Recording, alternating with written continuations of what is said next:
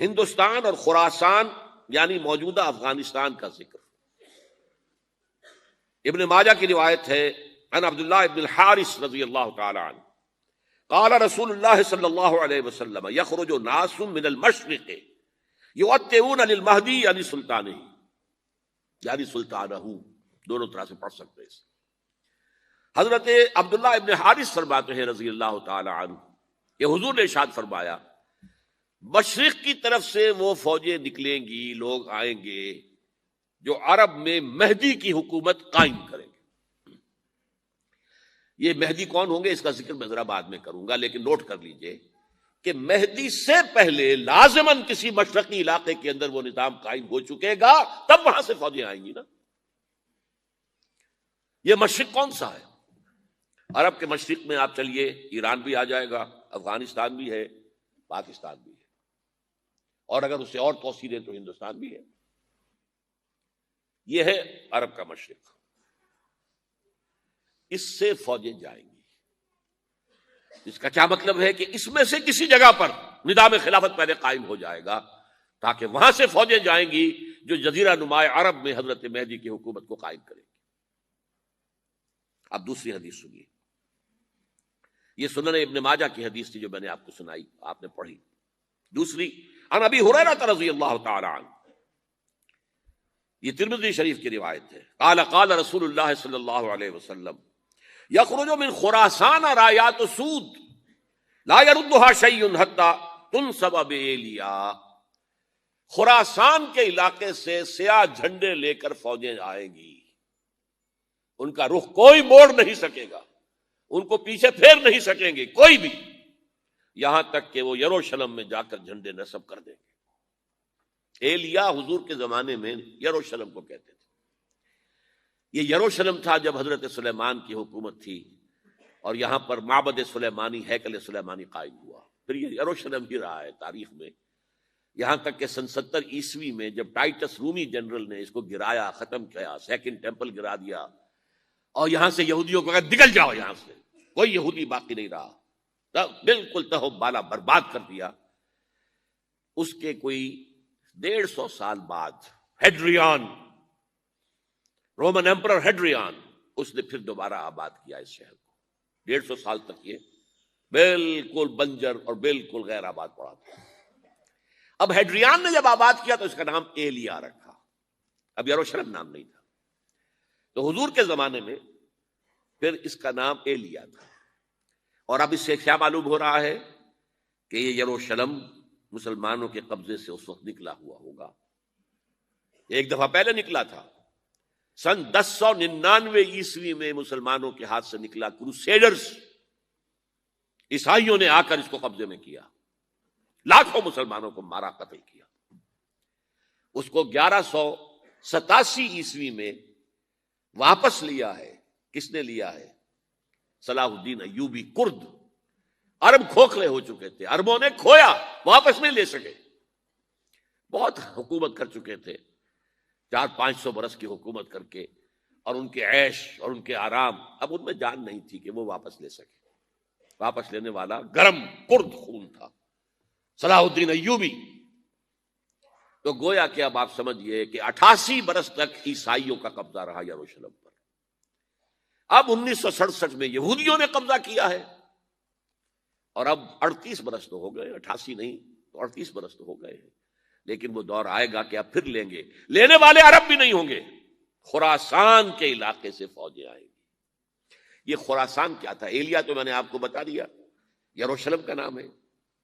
خراسان اس زمانے میں ایک بہت بڑے ملک کو کہتے تھے، کچھ حصہ پاکستان کا بھی اس میں شامل ہے، کچھ حصہ ایران کا بھی ہے۔ ایران کے اس حصے کو اب بھی خراسان کہتے ہیں، وہ ایک صوبہ ہے، خراسان ایک صوبہ ہے ایران کا چھوٹا سا۔ پاکستان میں خاص طور پر یہ جو علاقہ مالاکنڈ ایجنسی کہلاتی ہے، اس سے اوپر جتنا علاقہ ہے، اور یہ جو واخان کی ایک پٹی آتی ہے اوپر، واخان افغانستان کی ایک پٹی سی دم سی چلی آتی ہے جو جا کر چائنا کی سرحد سے مل جاتی ہے، یہاں سے لے کے یہاں تک یہ جو مالاکنڈ کا وہ درہ ہے اور پہاڑ ہے، یہ بھی خراسان کا حصہ ہے۔ باقی تقریباً 2/3 آف افغانستان، ساؤدرن حصہ نہیں ہے خراسان کا حصہ، یہ سیستان کہلاتا تھا، یہ خراسان نہیں ہے، لیکن یہ کہ اوپر کا 2/3 آف افغانستان اور اس کے ساتھ یہ جو عرب، جو اب یہ ترک ممالک آزاد ہوئے ہیں سوویت یونین کے ڈسولوشن کے ساتھ، یہ سارا علاقہ کہلاتا ہے خراسان بزرگ، دی گریٹ خراسان۔ ایک مرتبہ ایک یہاں کا جو کونسلیٹ ایران کا، وہ آئے تھے میرے پاس، ان کے ایک اہم آدمی، ان سے میں نے پوچھا خراسان، تو پہلے تو ان کا خراسان ہمارا ایک صوبہ ہے، میں نے کہا نہیں مجھے خراسان، او خراسان بزرگ، وہ جو آپ دی گریٹر خراسان کی بات کر رہے ہیں وہ یہ تھا۔ پھر میں نے اور ذریعوں سے بھی تحقیق کی، پہلے خیال تھا کہ پورا افغانستان اس میں شامل ہے، لیکن اب معلوم ہوا کہ نہیں، یہ جو جنوبی حصہ ہے یہ سیستان کہلاتا تھا، کچھ بلوچستان کا حصہ اس میں شامل تھا اور کچھ یہ جنوبی حصہ افغانستان۔ یہاں سے فوجیں جائیں گی اور یہ فوجیں جا کر خراسان سے چل کر ایلیا پہنچیں گی، یروشلم پہنچیں گی اور اپنے جھنڈے گاڑ۔ اس کا جو نتیجہ نکلتا ہے وہ آپ سمجھ لیجئے۔ اس میں بھی اب میں اس سیر ترجمان القرآن اقبال کا ایک شعر آپ کو سنا رہا ہوں۔ ایک تو انہوں نے جو اردو میں کہا تھا، میرے عرب کو آئی ٹھنڈی ہوا جہاں سے، میرا وطن وہی ہے، میرا وطن وہی ہے۔ ٹھنڈی ہوا حضور کو آئی، مجھے ہندوستان کی طرف سے ٹھنڈی ہوا آ رہی ہے صلی اللہ علیہ وسلم۔ اس کا جو ہے حوالہ مجھے نہیں مل سکا ہے اب تک، لیکن لوگ مانتے ہیں کہ ہاں ہے، حدیث ہے، پڑھی ہے ہم نے، لیکن بتا نہیں پا رہے کوئی۔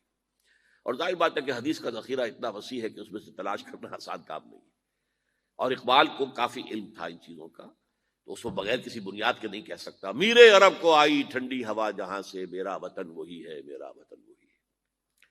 لیکن اس سے بھی زیادہ جو بات ہے وہ علامہ اقبال کا ایک شعر ہے جس کے پہلے مصرعے میں تو حضرت مہدی کا ذکر ہے، وہ میں بعد میں اس کا ذکر کروں گا جب ان کا وقت آئے گا۔ خضر وقت از خلوت دشت حجاز آید برون، خضر وقت، وقت کا خضر، میرے نزدیک وقت کا مجدد حضرت مہدی، وہ خلوت حجاز سے باہر آئیں گے۔ خضر وقت از خلوت دشت حجاز آید بروں، کارواں زیں وادی دور و دراز آید بروں، کارواں اس وادی دور و دراز سے چلے گا۔ یہ وادی دور و دراز کون سی ہے؟ وادی سندھ۔ وادی سندھ کا تصور پتہ نہیں آپ کو کیا ہے، آپ کو معلوم ہونا چاہیے کہ وادی سندھ، یہ سارے ٹریبیوٹس جو آ رہے ہیں جو وادی اس دریائے سندھ میں مل رہے ہیں، جیسے ایک درخت ہوتا ہے اور اس کی شاخیں ہیں، وہ تو درخت کے تنے سے نکلی ہیں، ایک یہ کہ ٹریبیوٹریز ہوتی ہیں، چھوٹے چھوٹے دریا ہوتے ہیں، وہ ملتے ہیں تو ایک بڑا دریا بنتا ہے۔ یہ ٹریبیوٹریز مشرق سے بھی آ رہی ہیں سندھ میں اور مغرب سے بھی آ رہی ہیں۔ افغانستان کا جو مشرقی حصہ اسی وادی سندھ کے اندر ہے، اور یہ موجودہ پاکستان، بلکہ اس میں سے کچھ حصہ جو ہم چھوڑ چکے ہیں، ہم سے نکل گیا دریائے ستلج تک، یہ اس وادی سندھ کا حصہ ہے۔ کہاں آ رہا ہے ستلج؟ سندھ میں، اور بیاس تو ستلج میں پہلے ہی آ گیا، راوی آ گیا، چناب آ گیا، جہلم آ گیا، سب سندھ میں پہنچ گئے، بٹن کوٹ میں سب پہنچ گئے کہ نہیں پہنچ گئے؟ اوپر سے یہ دریائے سوات آ رہا ہے، یہ دریائے دیر آ رہا ہے، یہ دریا فلاں آ رہا ہے، یہ دریا فلاں آ رہا ہے، سب دریائے کابل میں ہو کر کہاں پہنچے؟ سندھ میں۔ اوپر سے دریائے ہنزا آ رہا ہے، دریائے گلگت آ رہا ہے، کہاں آ کر گرے؟ سندھ میں۔ پھر یہ جو دریا آ رہے ہیں جو ہمارے جو ہے درائے گومل سے چلا آ رہا ہے، ٹوچی چلا آ رہا ہے، کہاں جاتے ہیں؟ سندھ میں۔ یہ پوری وادی ہے، یہ افغانستان کا مشرقی حصہ جو پختون ہے، 100% پختون، وہ در حقیقت وادی سندھ کے اندر ہے۔ یہ دو طرف سے وادی سندھ۔ کارواں زیں، زیں سے مراد ازیں، کارواں ازیں وادی دور و دراز آیت برو، فوجیں یہاں سے جائیں گی حضرت مہدی کی حکومت قائم کرنے کے لیے۔ خضر وقت از خلوت دشت حجاز آیت برو، کارواں زیں وادی دور و دراز آیت برو۔ یہ ہے اس سیر کا۔ حالانکہ یہی شخص ہے جو اپنے خطبات کے اندر نفی بھی کرتا ہے کہ یہ مہدی اور وہ یہ سب تصورات جو ہیں یہ کوئی صحیح نہیں ہے، اور یہ پرانی کوئی روایات چلی آ رہی تھی، ہر مذہب میں تصور ہے، اس طرح کی بات کہی ہے۔ جب عقل سے بات کرتا تھا تو اس میں ٹھوکریں کھاتا تھا، جب دل سے اس کے یہ سیلاب کے مانند چشمہ ابھرتا تھا دل سے اس کی شاعری کا، اس میں ہوتے تھے وہ حقائق کہ جو ابدی ہے۔ اس پر جو اشفاق صاحب ہوتے تھے ہمارے ہاں، اشفاق احمد ادیب، ڈرامہ نگار، تلقین شاہ، انہوں نے بڑی پیاری بات کہی تھی، اگرچہ ان کا مذاق اڑایا تھا روزنامہ نوائے وقت نے، بات بڑی پیاری تھی۔ اقبال ایک دن کا اقبال تھا، ایک رات کا اقبال تھا۔ دن کا اقبال فلسفی تھا، وہ اپنی عقل سے غور و فکر کرتا تھا، اس کا حاصل تو ہے وہ لیکچرز، خطبات، ان میں بہت سی باتوں پر علماء کو شدید اعتراض ہے۔ ایک رات کا اقبال تھا، اسے الہام ہوتا تھا، سیلاب آتا تھا شاعری کا، اور وہ اقبال جو ہے اصل اقبال ہے۔ اور اس کو کہا اقبال نے خود، ڈاکٹر یوئنگ ہوتے تھے جو پرنسپل تھے ایف سی کالج کے، ان کے نام سے یوئنگ ہال اب بھی موجود ہے نیلا گنبد چوک میں، ایک ہاسٹل بنایا تھا انہوں نے، یوئنگ ہال۔ ایک دعوت میں سب جمع تھے، ڈاکٹر یوئنگ بھی تھے، علامہ بھی تھے۔ یوئنگ نے بڑا تیکھا وار کیا کہ ڈاکٹر اقبال، ہم نے سنا ہے کہ آپ جیسا آدمی بھی وربل ریولیشن کا قائل ہے۔ کو پہلے مسئلہ سمجھ لیجئے ورنہ واقعہ سمجھ میں نہیں آیا تھا۔ ایک ہے وربل، وحی باللفظ، قرآن کے بارے میں ہمارا عقیدہ یہ الفاظ اللہ کے ہیں۔ ایک ہوتا ہے وحی، لیکن اس وحی میں لفظ جو ہے وحی کا نہیں ہوتا، بلکہ وہ انسپیریشن کہلاتی ہے، کوئی بات آپ کے ذہن میں ڈال دی گئی، آپ نے اپنے الفاظ میں اس کو ادا کیا۔ تو یہ سمجھتے ہیں کہ وحی جو ہے یہ ہمیشہ وحی باللفظ وربل نہیں ہوتی، یہ عیسائیوں کا عقیدہ ہے۔ اور وہ عقیدہ کیوں بنایا ہے؟ اب ایک بات سے بات نکل رہی ہے، انجیلیں 100 سے زیادہ تھیں، اب بھی کم سے کم 4 کو کینونیکل کہتے ہیں، تو ان چاروں میں اختلاف ہے، تو کون سی انجیل ہے؟ میں جب پڑھتا تھا میڈیکل کالج میں تو میں نے منٹگومری میں ایک بہت بڑا کمیشن ہے، تو وہاں پادری صاحب سے مسٹر وائٹ جا کے میں نے کہا کہ which one of these is Bible? اب جواب آپ سنیے، ذہانت کا شاہکار ہے، none of them is Bible. Bible is in them. ان میں سے کوئی بائبل نہیں ہے، بائبل ان کے اندر ہے۔ یعنی جو مفہوم عیسیٰ کو وہ خدا سمجھتے ہیں اور ان کو اپوسلز کہتے ہیں، یہ نبی تھے حضرت عیسیٰ کے، رسول تھے، یہ متی ہوں یا جان ہوں جو بھی ہیں، اپوسلز ہیں۔ تو جو حضرت عیسیٰ نے ان سے کہا وہی کی، انہوں نے اپنے الفاظ میں اس کو ادا کیا ہے، لہذا علیحدہ ہو جائے گا وہ اپنا، جیسا کہ احادیث کے اندر ہے۔ تو اقبال سے کہا کہ اقبال، ڈاکٹر اقبال، میں نے سنا کہ آپ بھی وربل ریولیشن کے قائل ہیں۔ کہ بالکل، اور مجھے تو ذاتی تجربہ ہے، مجھ پر جو شعر اترتا ہے وہ الفاظ میں ڈھلا ہوا ہوتا ہے، میں تبدیلی کرنا چاہوں تو نہیں کر سکتا۔ چپ ہو گیا یوئنگ، اب آگے کیا بولے گا یوئنگ؟ تو بہرحال اقبال کا یہ شعر جو ہے رات کے اقبال کا شعر ہے، یہ اس اقبال کا جس کو الہام ہوتا تھا۔ خضر وقت از خلوت دشت حجاز آیت بروں، کارواں زی وادی دور و دراز آیت بروں۔ اب میں نے اب تک تو یہ ڈسکس کیا ہے قرآن، حدیث، سنت اور ایک ترجمان القرآن کے حوالے سے۔ اب آئیے عالمی حالات کے حوالے سے دیکھیں۔ عالمی حالات سے بھی معلوم ہوتا ہے کہ ایک عالمی ریاست تقدیر مبرم ہے۔ زمانہ تیزی کے ساتھ ادھر جا رہا ہے، جبکہ پوری دنیا کی ایک ریاست ہوگی، بلکہ بہت پہلے سے اس کا تقاضا پیدا ہو چکا ہے۔ دنیا اتنی چھوٹی ہو گئی ہے، آج آپ اسے کہتے ہیں گلوبل ولیج، یہ تو گاؤں کے مانند ہے، اب کوئی فاصلہ نہیں رہا۔ امریکہ میں تاج پوشی ہو رہی ہے بش صاحب کی، اور کا منظر ہم بیٹھے دیکھ رہے ہیں، سارا کا سارا 12,000 میل دور بیٹھے ہوئے دیکھ رہے ہیں۔ دنیا کیا ہے؟ یہ تو ایک گاؤں ہے، ایک شہر ہے۔ اور ایک عالمی ریاست اگر قائم نہیں ہوتی تو دنیا میں کبھی امن قائم نہیں ہو سکتا۔ لہذا دنیا میں امن کے لیے ایک عالمی ریاست ضروری ہے، اور اسی کے پہلے قدم کے طور پر وہ لیگ آف نیشنز جو ہے قائم کی گئی تھی۔ کوئی تو ادارہ ایسا ہونا چاہیے جہاں دنیا کے سارے ممالک کے نمائندے بیٹھیں، سوچیں، غور کریں، فیصلے کریں۔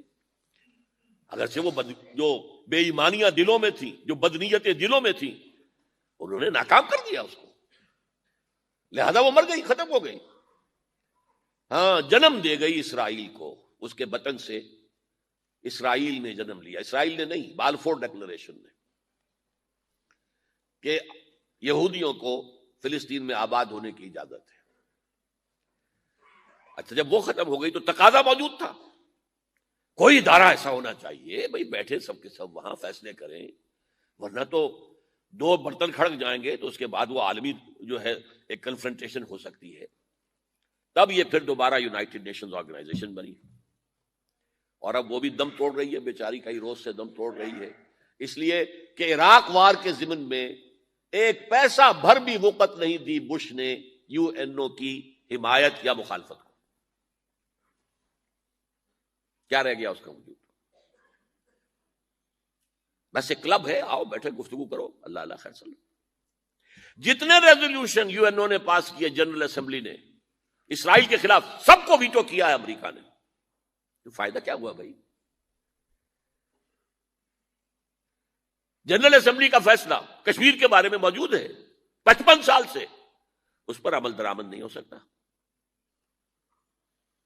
تو وہ در حقیقت جب عدل انسان کے اندر نہ ہو، اللہ پر ایمان اور یقین نہ ہو، آخرت کے محاسبے کا احساس نہ ہو، تو کوئی بھی آپ ادارہ بنا لیں فیل ہو جائے گا۔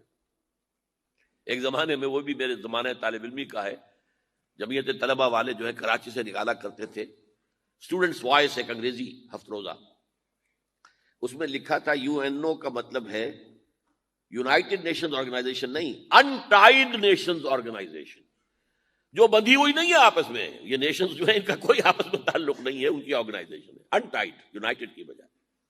اور آج اس کا منظر سامنے آ چکا ہے، لیکن تقدیر مبرم ہے، the march of history can not be stopped. چاہے نیو ورلڈ آرڈر آئے، چاہے جسٹ ورلڈ آرڈر آئے گا ورلڈ آرڈر، جس میں کوئی شک نہیں ہے۔ گلوبلائزیشن ہو رہی ہے، ٹرپس کا معاہدہ ہو رہا ہے، یہ سارا جو ہے کدھر ہم سفر کر رہے ہیں، کدھر جا رہے ہیں؟